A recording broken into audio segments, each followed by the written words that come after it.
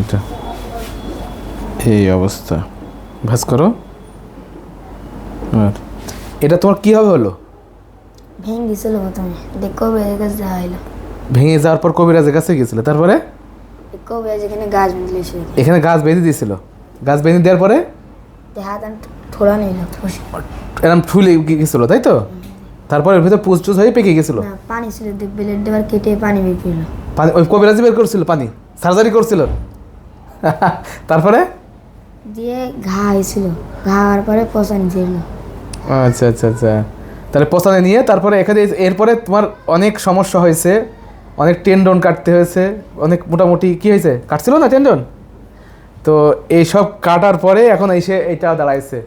তাহলে আমাদেরকে অবশ্যই সচেতন হতে হবে এবং প্রত্যেকেই ট্রিটমেন্ট অবশ্যই এই সময় ফার্স্ট টাইমে যদি উনি একজন অর্থোপেডিক সার্জনের কাছে যেতে, তাহলে এই ভোগান্তিটা হতো না। তারা নিজেরাও অবশ্য এখানে গোশটা লাগাইছে, এই গোশটা পেটের থেকে কেটে নিয়ে এসে লাগাইছে না।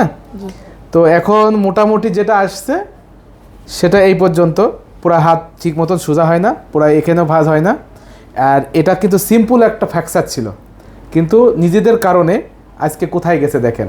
কবিরাজের কাছে যাবেন ঠিক আছে, কিন্তু আগে অবশ্যই একটা অর্থোপেডিক সার্জনকে দেখিয়ে তারপর যান, সমস্যা নেই।